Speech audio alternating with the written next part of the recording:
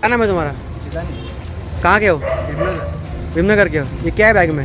हाँ, बाड़ा का दोस्त है। किसका? बाड़ा बाड़ा कहाँ लेके जा रहे थे ये? घर पे लेकर बेचने का रहता है। कहाँ से और लेके आए खाने का भी ये? देता है। कहाँ से लेके आए? मीरा रोड। मीरा रोड से लेके आए और घर पे खाते हो? हाँ, घर कितना खाते हो? इतना का कोको है वो लोग भी लेके आता हूँ। बेचते भी हो? हाँ, कितना होगा ये वजन?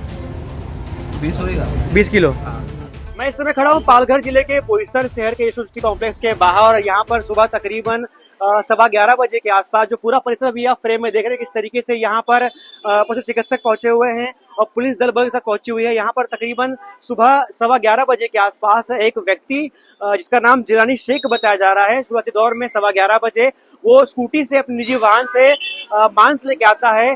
वो पशु मांस बताया जाता है, मगर जब यहाँ के जो कुछ लोग एक्टिव थे उन्होंने उसको पूछताछ की पकड़ा तो ऐसा बताया जा रहा है कि वो जो मांस था वो कच्चा मांस गौ मांस बताने की या होने की पूरी आशंका बताई जा रही है।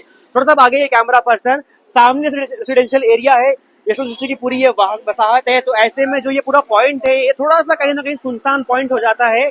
यहाँ पर 11:15 बजे के आसपास जिलानी शेख नाम का व्यक्ति पहुंचता है और इस पॉइंट से सामने जो आप मोड़ देख रहे हैं जो एमआईडीसी की तरफ निकलता है वहां पर दो अन्य लोग इससे मिलने के लिए आते हैं।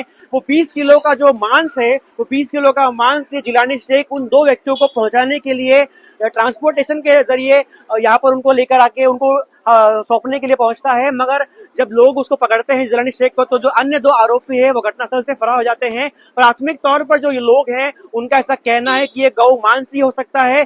फिलहाल गौ मांस के टुकड़ों को लेकर उसको लैब में भेज दिया गया है, सैंपलिंग कर ली गई है। पुलिस की टीम यहाँ पर पहुंची हुई थी और पूरे स्पॉट का पंचनामा किया गया, लोगों से पूछताछ की गई किस तरीके से जो मांस है वो क्या गौ मांस ही है या किसी अन्य जानवर का मांस है। इस पर फिलहाल अभी तक कोई ठोस जानकारी सामने निकल कर नहीं आ पाई है। सामने रेसिडेंशियल एरिया है, यहाँ पर एक एक्सचेंज पॉइंट के तौर पर जो दो व्यक्ति हैं जिलानी शेख से पहुंचते हैं लेने के लिए गौ मांस को, गौ मांस को। इन व्यक्ति को कहीं ना कहीं दो व्यक्ति वो फरार हो चुके हैं और जो जिलानी शेख है फिलहाल पुलिस कस्टडी में है।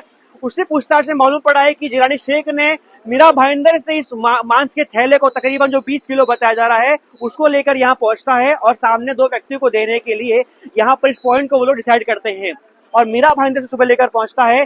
जो जिलानी शेख है वो खुद को बता रहा है बोईसर भीमनगर का रहवासी है, आधार कार्ड पे डहानू का एड्रेस है। ये पूरी एक कहीं ना कहीं जो मास्टरमाइंड रचाया गया है गुमराह करने के लिए।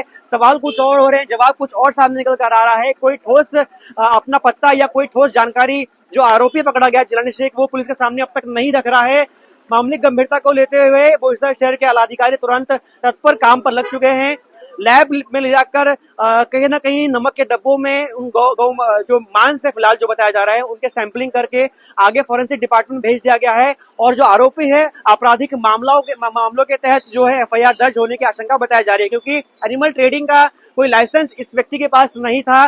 भले ही वो गौ मांस हो या ना हो या किसी अन्य पशु का मांस हो, कोई ट्रेडिंग का लाइसेंस नहीं था, निजी यूज के लिए वो यहाँ पर नहीं लेकर आया था। दो अन्य जो लोग थे वो फरार हो गए हैं, उनको देने के लिए 20 किलो का मांस यहाँ पर लेके आता है। मगर चिंता का विषय ये कि लगातार पालघर जिले में ये जो ऐसे गौ मांस कहें या जो ऐसे व्यापारी हैं मांस के ट्रेडिंग को लेकर लगातार इसी घटनाओं में इजाफा देखने मिल रहा है। कोई भी अब तक ठोस कार्रवाई इनके ऊपर देखने नहीं मिल पा रही है, कोई अंकुश अब तक नहीं लग पाया है। पिछले हफ्ते बोईसर शहर के रानीसीगढ़ इलाके में ऐसे ही दो गौ वंशों को कत्ल करके उनके मांस को वहां से उठाकर लेकर जो अवशेष छोड़ के भाग गए आरोपी, उस पर अब तो कुछ पता नहीं लग पाया है। फिलहाल इस मामले में किस तरीके से जो मांस है वो क्या गौ मांस ही है, ये प्राथमिक जो जानकारी है वो अब तक कंफर्मेशन उसका कोई नहीं मिल पाया है। इन्वेस्टिगेशन जब जारी है, जैसे कि और पुष्टि मिलती है आपको बताते रहेंगे। तब तक आप देखते रहिए न्यूज़फुल।